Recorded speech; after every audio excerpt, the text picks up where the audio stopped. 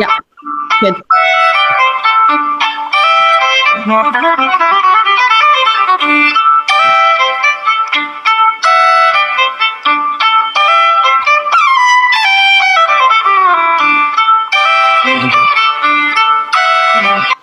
So one of the things that I tried to do, as you probably noticed, is I tried to kind of practice my own fills on this opening thing.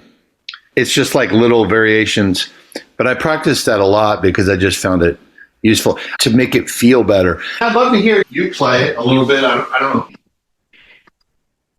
There we go.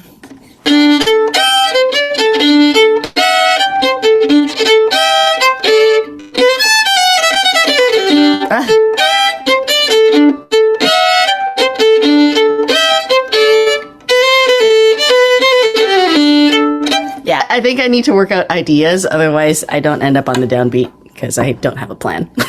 Yeah, I think when I practiced this, I worked on it slowly.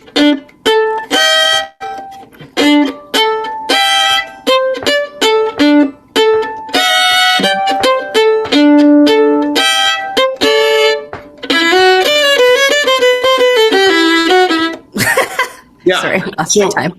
And no, it's fine. And if you want, you can even work with Scott's suggested things there. One idea is think about that this is the melody. Right. So the G can just be like a whisper. Yeah. Also, when you play this, I like to do it with a harmonic. Oh. Okay. Let me just write that.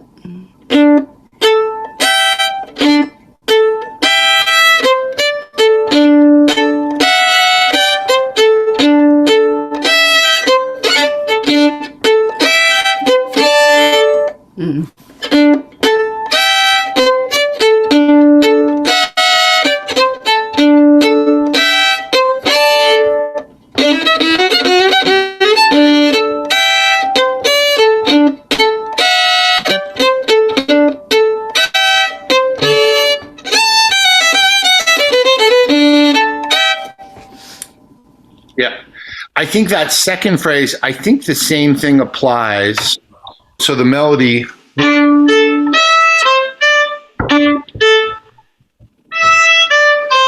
Yeah, I think that's the melody. And so that E string can really be almost an afterthought. Okay.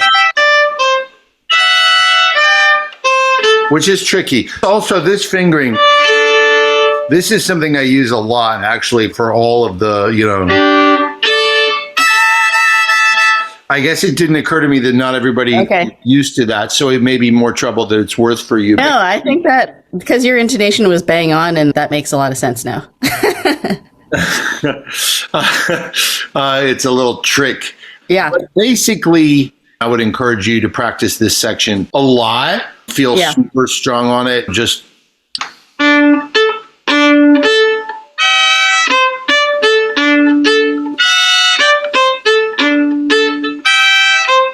we could kind of, this idea, having this. I think that's internally what I'm thinking, yeah. It might be helpful to have that. But the thing is that then we have these legato notes. So we're coming, it's not like our hand can be doing this all the time, but just like referring to it. I'm practicing it really slowly with the metronome for groove, and then with Scott's stuff. And then trying to make your own, if you want, playing your own little fills and stuff. At a certain point, when you get to the performance, you always have the option to play Scott's lines or your own, and it doesn't have to be a pressure thing where you're reinventing the wheel all the time. But that is a nice little place to make your own statement. Yeah, totally. Even if it's just one fill. You want to try it anymore, or do you want to move on? No, I think we can move on.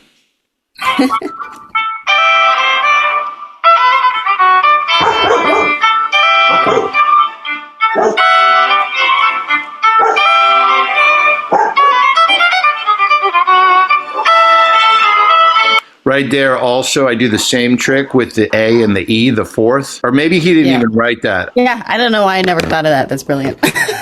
Okay. Yeah, yeah. So the harmonic A and the open E. Yeah, if he didn't write it, then you don't have to use. Okay, let's see.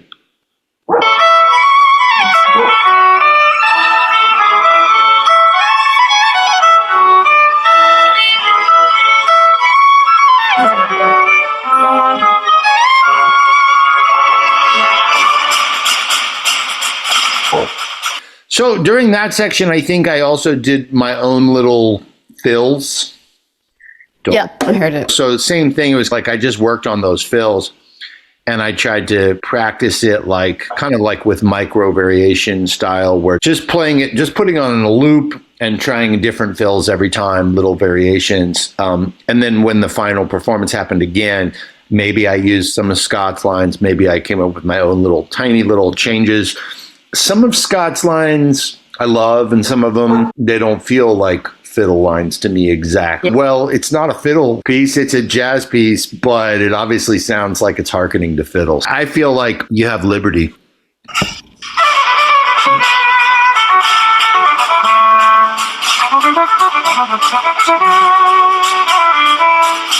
So on this, when it's his prepared lines, I use the kind of classical approach with like separated bows and stuff. But even on that section, if I went back and did it again, I might consider separating the bow more. I think it's... You mean slurring more? Or slurring more, yeah. I would be interested to hear. I think it's these rhythms, again, are very, very groove based. You know, tick tick tick tick tick tick. So the risk is to like not get off the dot or not to be in the groove or whatever. I'd love to hear you just play some of that part and see how that feels for you if you want. Yeah, I was slurring it in threes, that one.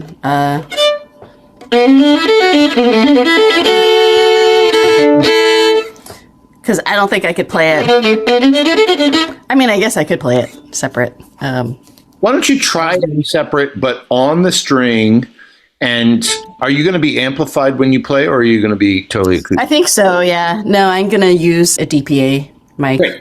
Yeah, so then I would try to emphasize the groove over the pressure and force, you know. Let's see. Yeah.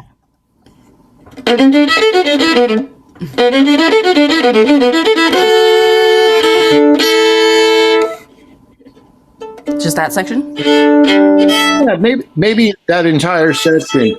And again, when you come to that F sharp, right, and the A, the double stop, again, I would say the A is kind of an afterthought. It's kind of a whisper. Oh, okay. Okay, yeah.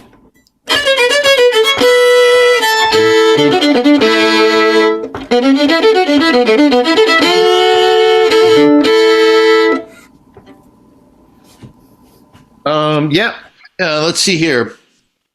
So you're kind of off the string a little bit. I mean, I might. Oh, you want me more?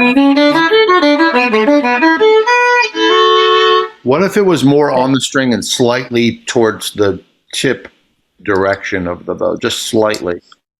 Okay, let me just put this a little higher. And feel free to be just like a little bit down tempo if you want. So, further up the bow and more legato? On the string. Okay.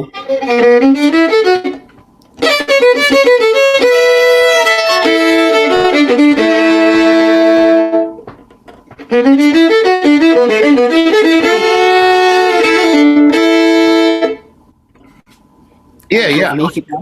For me personally, I would not lean heavily into those like kind of fiddle isms of sliding. Okay. It's a matter of taste, you know.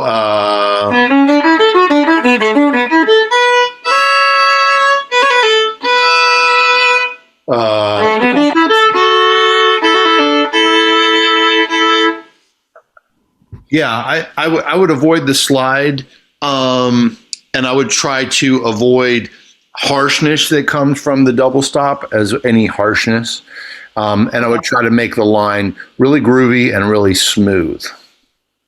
Okay.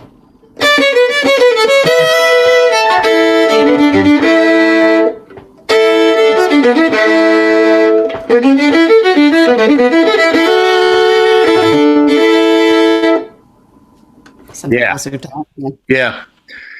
Grace notes versus slides. Yeah, grace notes, and also like leaning into the lower note, and so that so it's we really hear the melody. Right.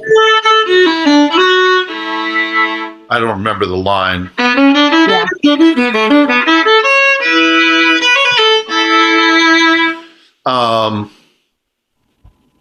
Yeah, I would think more elegant.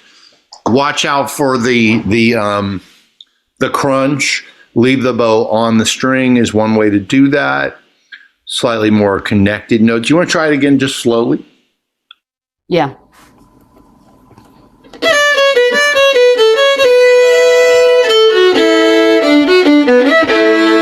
Sorry.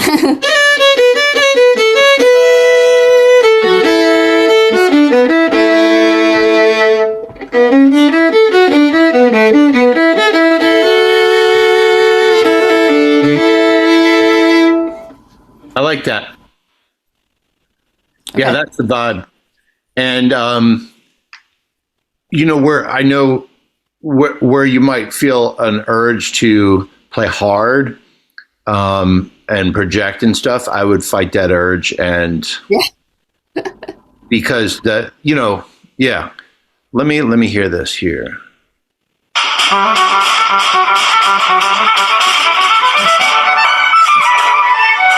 So they made a There's cut that section that you cut. Yeah. Yeah. because they didn't want to share the whole thing, I guess, or some whatever union. I don't know, but I didn't know if there was like some sort of disaster that happened there. no, it wasn't. There was no disaster. Actually, it was just Okay. it was like a workaround for like, well, we're not sure if we can share the whole thing, but we can share part of it. So they shared like 80% of it. It's pretty funny. But the same thing there. You can just see that like I'm on the string, and it's very little bow. So, and you may not be able to tell, but I'm really resisting the urge to press too hard,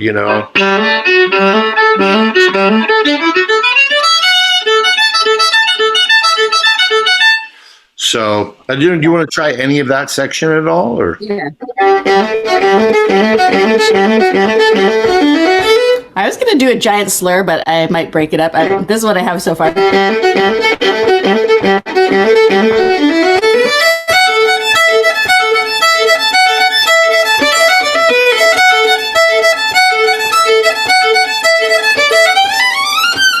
Sorry. Then I did a slur up.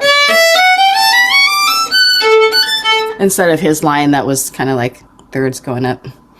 Oh, yeah. So,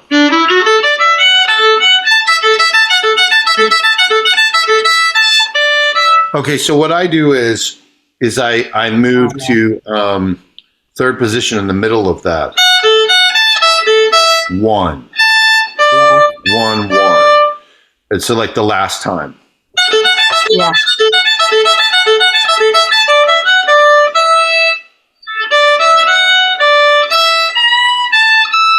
And then I do, but you're doing a scale. Yeah. Yeah, I might work it out. I don't know why I didn't think of shifting earlier on that. Yeah. Okay.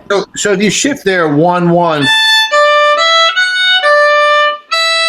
then you can play the E string open right there, and that's your shift. Yeah. And then you go to 3. Open E, Yeah. and then put you up there.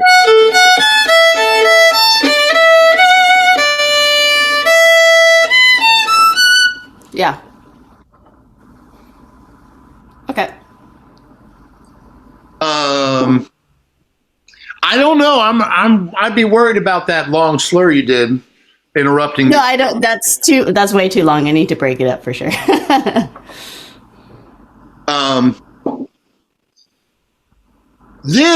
I think this is easy to crunch onto. I mean, maybe get your arm up high for that.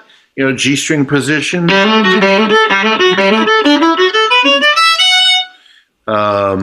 And yeah, All right, cool. Let's go on here.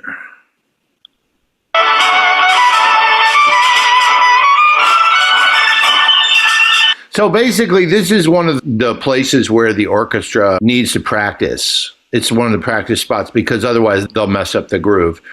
And just those syncopated hits and with the strings playing like the subdivisions and stuff like that, syncopated hits and the percussion, just make sure that the conductor knows that that's, I mean, they'll probably know anyway, but you just have to be flexible there and stay with the percussion.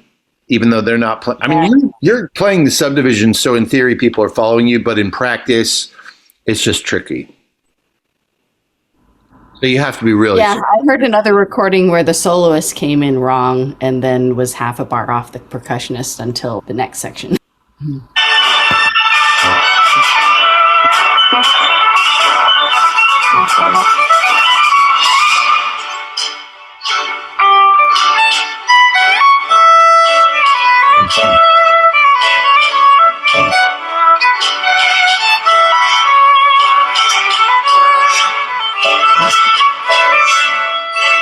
So right there, I'm listening to the orchestra, and it's a tricky groove to follow. It's a tricky groove for them to play. So, you might want to just practice it along, like with this recording or something, to make sure that you're able to feel it. Scott may have a MIDI version that he's willing to give you or something like that. I can certainly put you in touch with him. I think he has. Yeah, I've been in touch with him. Yeah. You have been in touch with him. Good. I didn't ask for a MIDI. I got the piano reduction, but I'd have to find a pianist, but I didn't think of asking him for a MIDI reduction. I think he might have something that's like a MIDI thing that you can play with. It would help you deal with that, just experiencing that groove. It's beautiful. I love it. It's an elegant groove, but it's very tricky for people to get. And you have to follow the orchestra, and hopefully they're playing it well. Again, like I would say that if it's not apparent, like I'm just trying to be very delicate and controlled. So sometimes I have these kind of flying,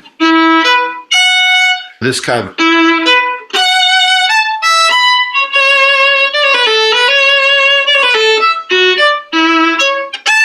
So these there's a lot of bow there, but then instantly I'm kind of back into the string and being very controlled. So there's some lifting and setting that happens, right? Do you want to try that part? Yeah.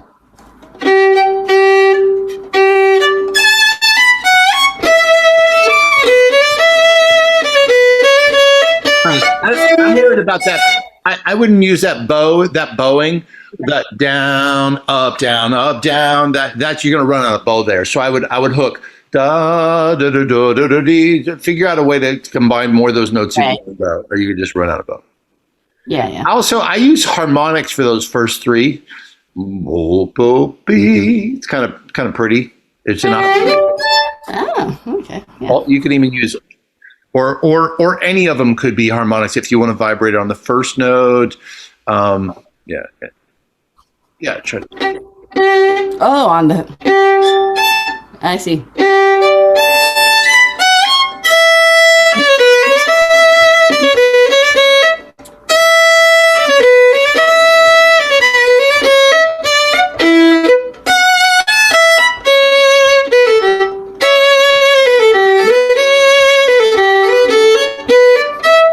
Okay. Yeah. Yeah. That's it. Nice.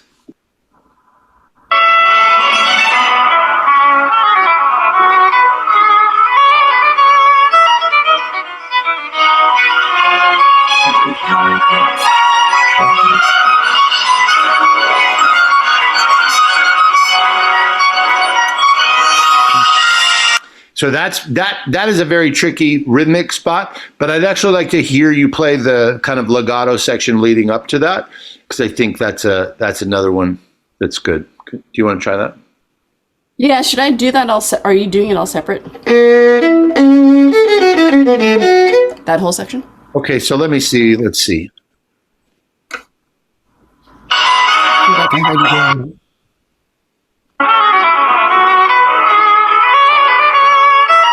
Yeah, so I'm doing slur.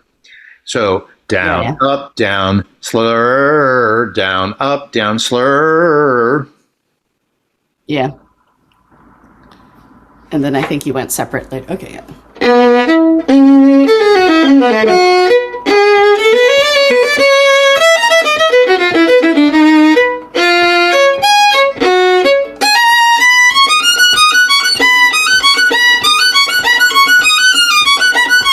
Oh.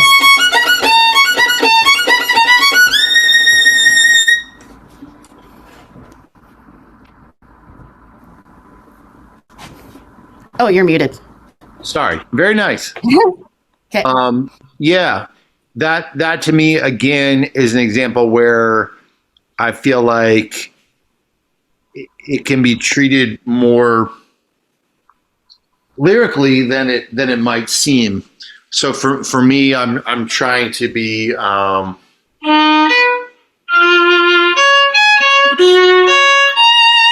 It's pretty legato. I mean, there's like a legato feeling.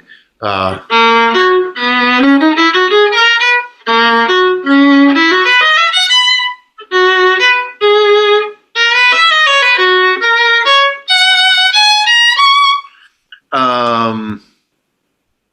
think I know. So.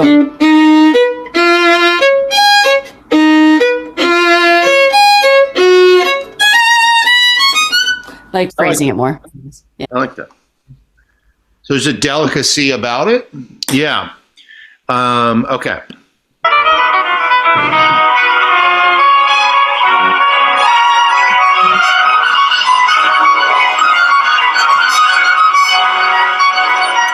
That part right there is just rife with potential problems because of the thing, but you just kind of have to look at the conductor, which I didn't do, but I trust Doug. I know him.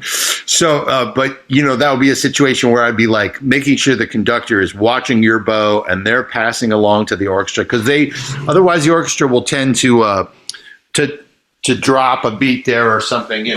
1 second. Okay. Yeah. It's beautiful. I think that the orchestra will be likely to mess up the rhythm, so you just have to be on them. Okay.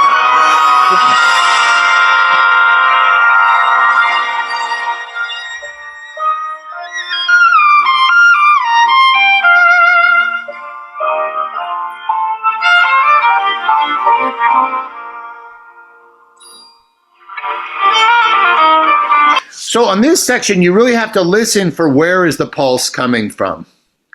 I think it's in there in the writing somewhere. I can't remember who's giving it, but you'll just be in a sea of like, where's the beat? And, unless you're really trying to feel it from the orchestra. So do you want to play that section at all? I don't know. I think that's good. Okay. We'll move on from that.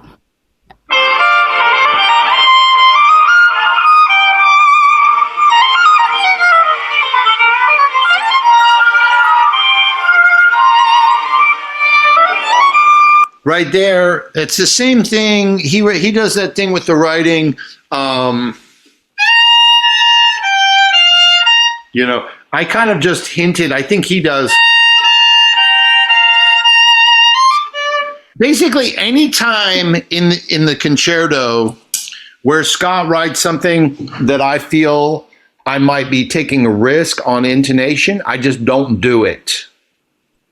I'm saying that for everybody and God as my witness. So it's up to you. If you want to take that on, some kind of, whether it's an octave, whether it's a shift, whether it's like a double stop, I personally would rather not risk my intonation and everything else. I'd just rather make it simpler and have it sound great. Yeah. And I don't remember exactly, but I think that's one of them where I just hint at the double stop and then just kind of keep moving on. Because the line is, deep. So I just focus on that. All right.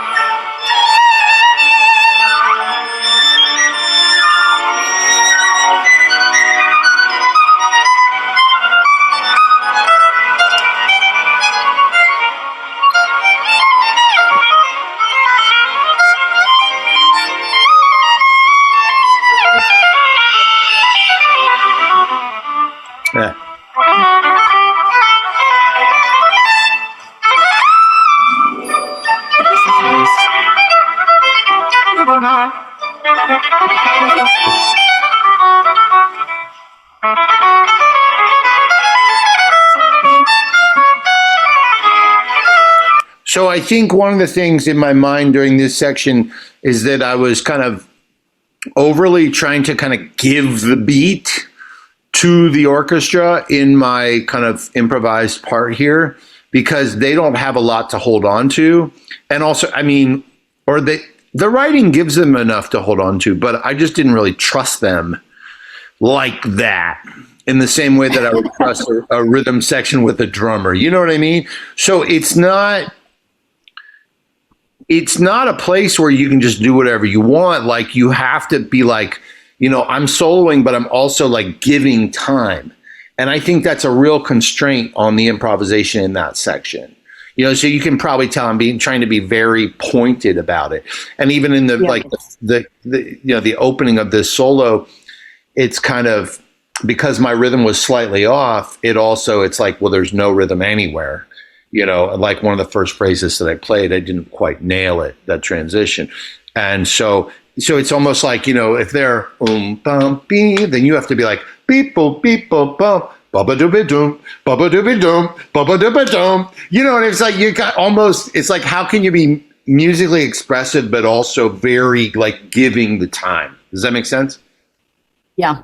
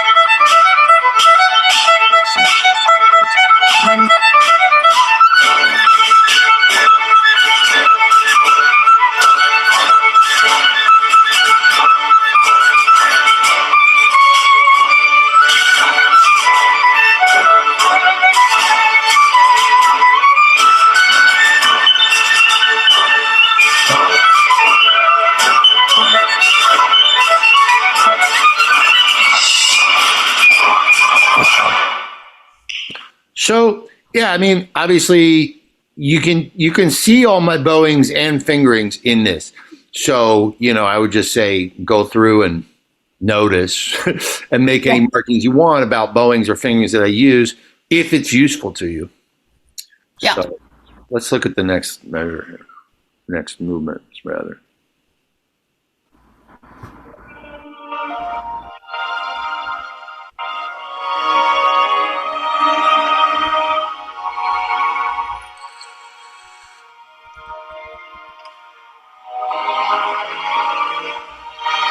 You probably want to turn down your amp for the second movement, or your mic, or maybe, I don't know, you have a mic, but yeah.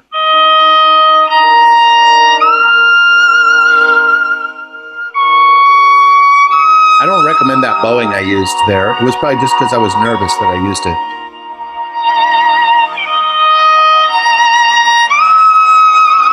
And it's really easy when you're nervous to kind of run out of bow. So, you know, it's like, if you're not nervous, you could probably do a lot more slurs than I did, but I was nervous. So I was like just using more bow to try to combat my nerves. So have that as a backup plan.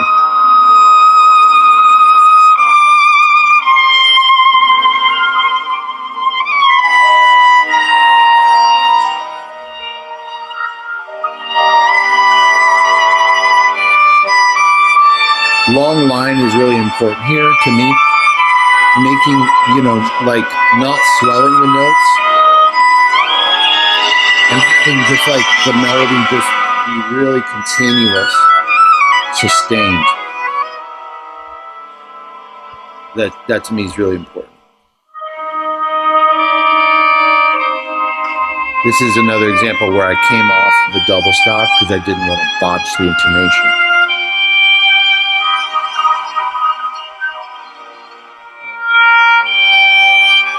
I'm trying to push the tempo there because I'm nervous. Again, that octave, I don't lean into the octave because I didn't want to mess with the intonation. And this to me is Brahms. It's all about sostenuto with the bow changes and just having the sustained melody.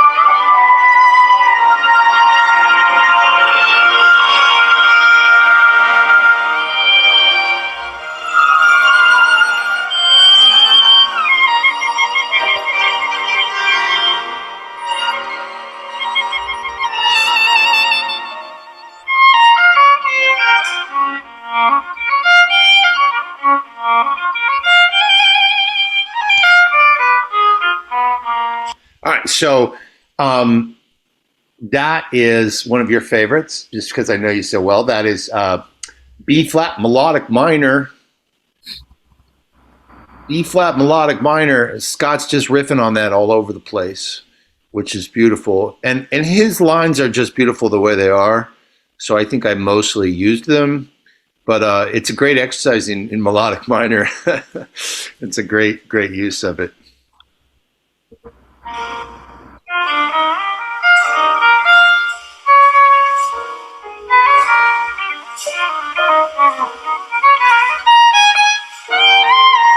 So this is a ballad, and one of my things about ballads, I mean, again, and the writing is perfect, and the way the rhythm section plays this ballad here is perfect.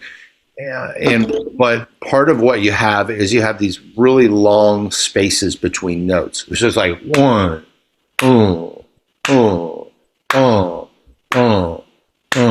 the best lesson I ever got on playing ballads is to think about how you can fill those long spaces and have it like in your pocket.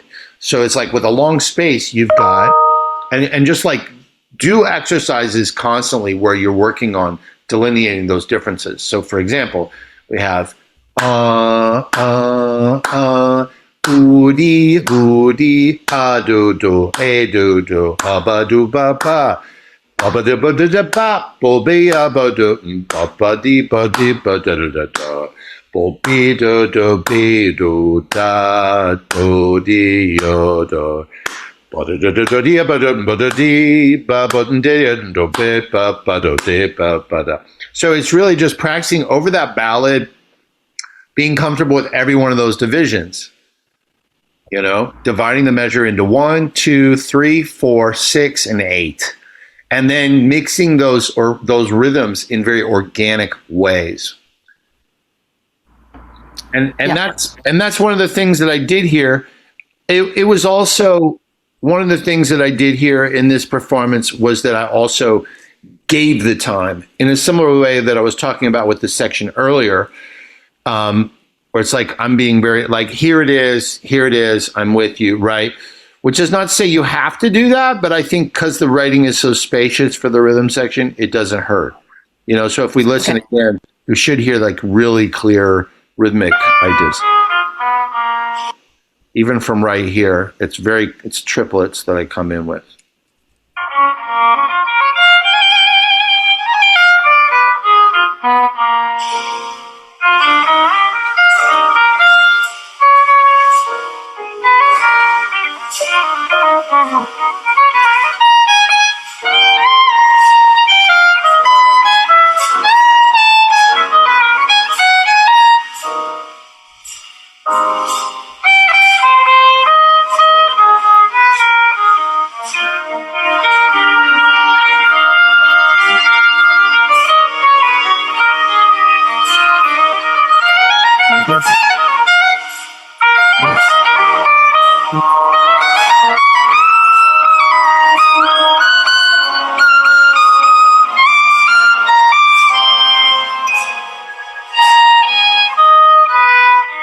We got off a beat right there, but we came back. Actually, it was beautiful because Doug catches me right here.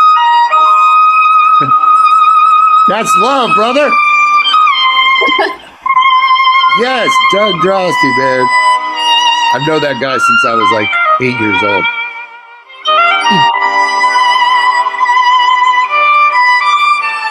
And it was my fault I got off, but then I made up for the beat right there.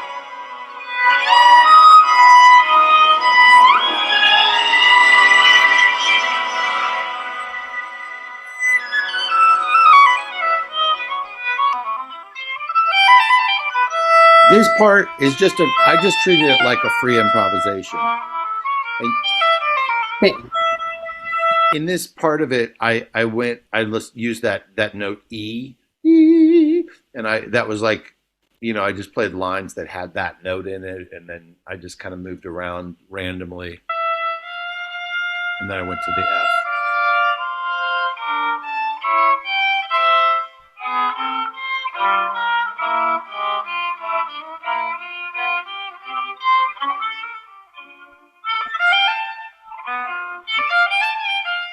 And so there, I just tried to come up with a little kind of whatever poppy kind of chord progression. Yeah, so whatever. It's a free thing. I don't know. Do you have any comments or thoughts or questions about that? Nope. No.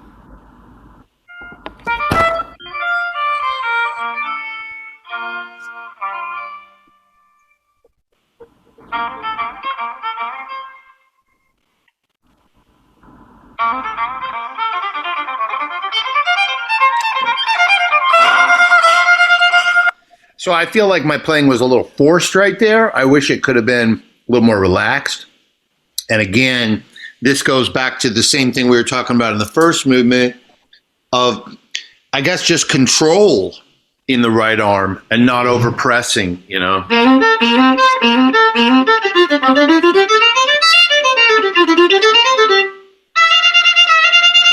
Just really finding some relaxation, being on the string, probably towards the top of the bow. I don't know if you want to try that section at all. Yeah, sure. It can be down tempo. It doesn't have to be. And obviously, like before you get into that, you kind of have to think in your mind, what is my tempo? And then kind of get them into the tempo you want. Yeah.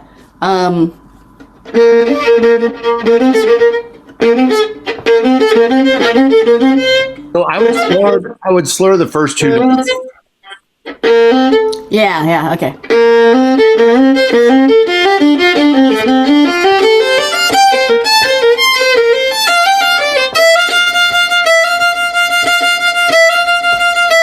Let me try it up tempo.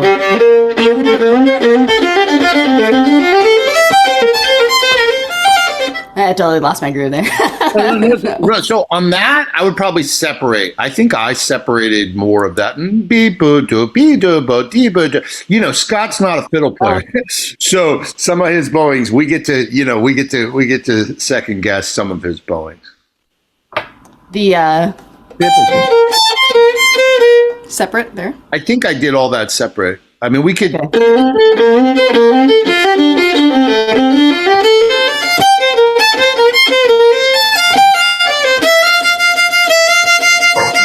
Yeah, I think even that last part, I probably did all separate. Let me see what I did here real quick.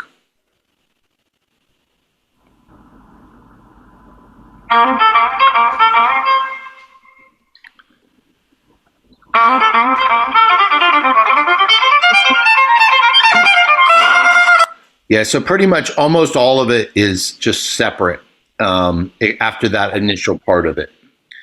Yeah. Well, try it and see how it feels. I mean, it's your choice, obviously. But.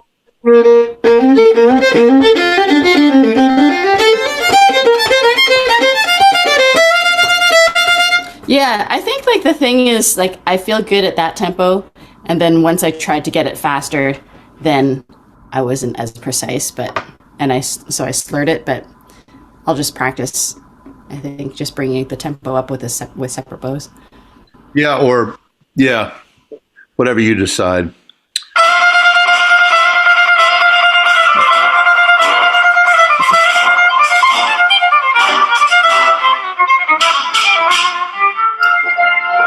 Yeah, and there, again, if you kind of analyze some of my bowings, you'll see some of the choices I made there. And having it in your pocket that you have options, depending on how you're feeling during the performance, it doesn't hurt to practice these things with a lot of different bowings to figure out what works for you, and something different may work for you in a different situation. Yeah.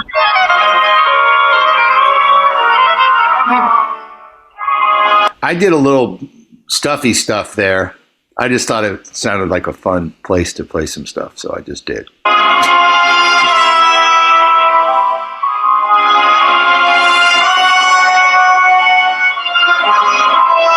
I mean, if you really wanted to be ambitious, you could play over this whole section. If you wanted to figure out the changes, you know, just like, why not?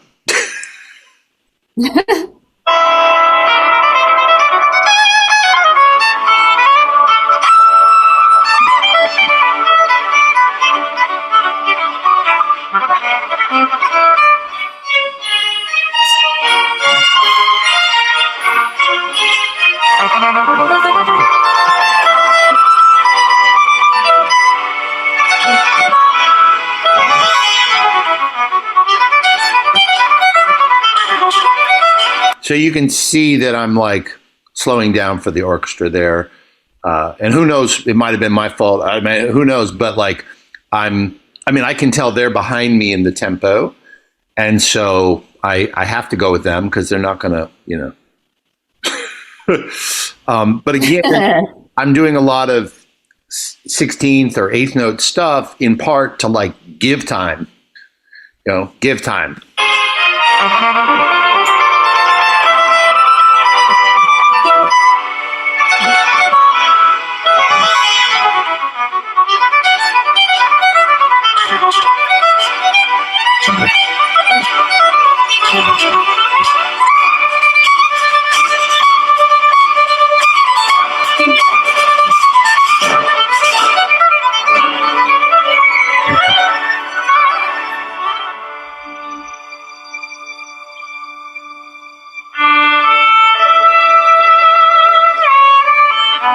Nothing wrong with open strings.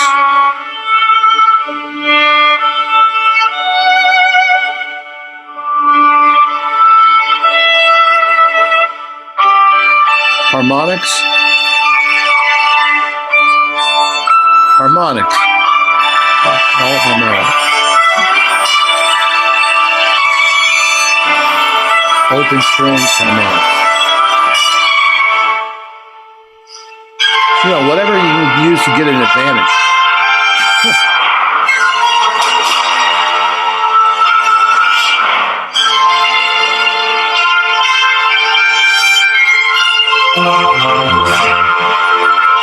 Those, you know, that is worth practicing also, you know, just for, you know, real legato.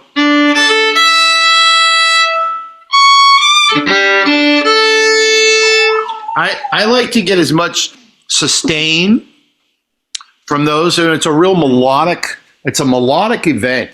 You know, it's not just throwing out open strings. It's like woody woo, you know, so we want to do that, you know.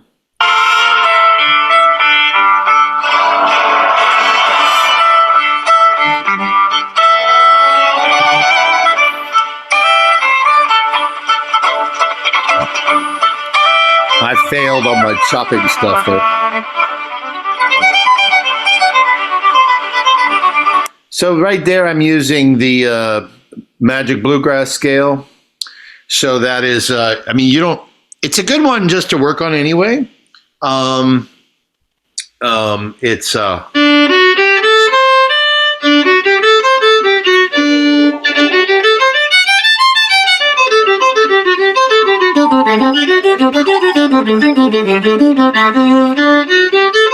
that's D, F sharp, G, A, C.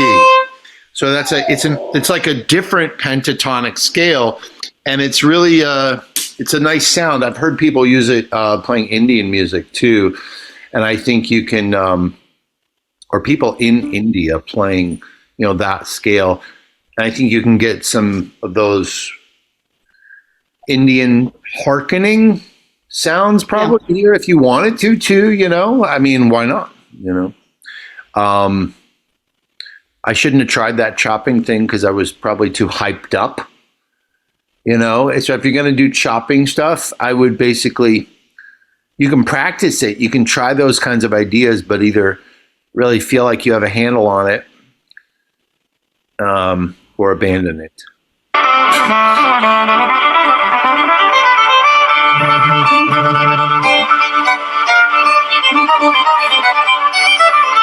And so also what I'm doing here is like a little bit of modal mixtures. So because they're kind of sitting on D, right? So you can play 3 sharps, 2 sharps, 1 sharp, no sharps, 1 flat, 2 flats, 3 flats. For that matter, you can play 12 tone. You know, it's a pedal it's a vamp on a pedal, basically. I mean, it's just there's a D and an A, I think, that's happening there, and so you can go in and out of creating texture that way. And then I kind of did the same thing on my loop solo, I think, which.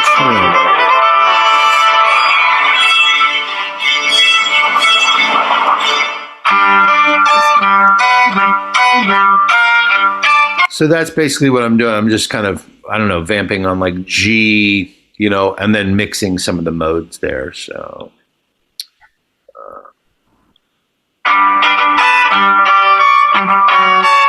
So you got boom, boom, boom, boo ba pee bo pee ba bo bo be bo bo ba ba dee bo ba dee ba bo ba dee be bo.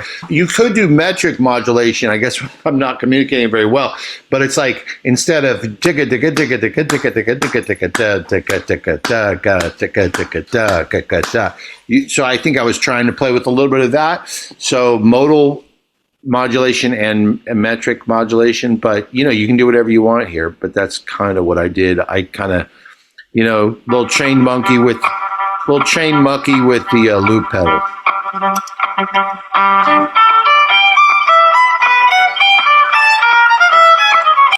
And there's that metric modulation.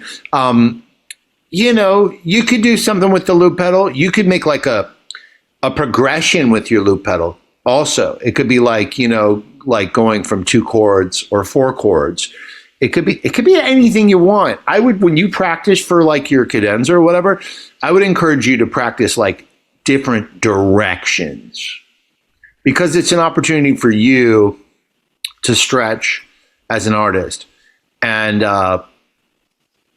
then when you actually go to the concert, you can do whatever you feel comfortable with, whatever direction. Yeah.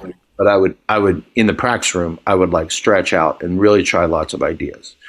Yeah, like it's your chance to be a composer, and you can use any of the harmonic stuff that Scott has, or melodic or harmonic events that Scott has, or rhythmic events, or you can just do whatever you want. So, do you have any questions or thoughts about that, the cadenza? That was helpful. Thanks. All right.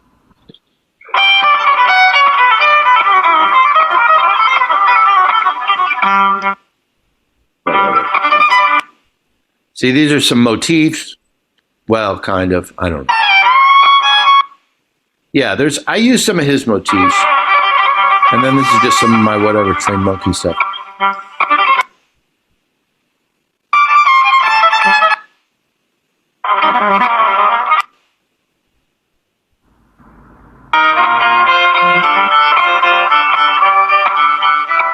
The dismount from the loop. That's how I got out of it. So you always want to think about how do you get into your loop, how do you get out of it, if you do want that.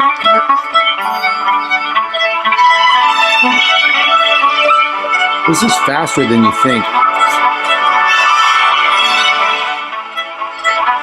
So you really have to think about your tempo and that transition to that tempo.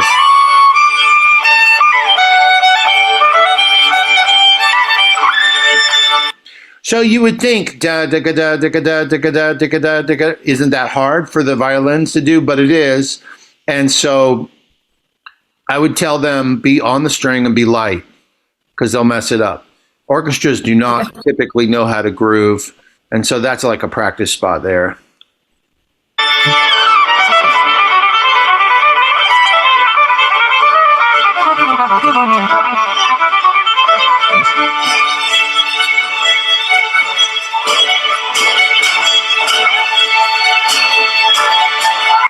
That whole section right there is tricky for the orchestras. I think it's a recap from the first movement, if I'm not mistaken. I can't remember. But I would go over that section. Again, like when you're soloing there, you might have to kind of give the time. In my case, you know, I might have sacrificed some of the time because I was trying to be fancy. and creative. So you're going to have to decide if you want to be creative or give time, or how you can do both.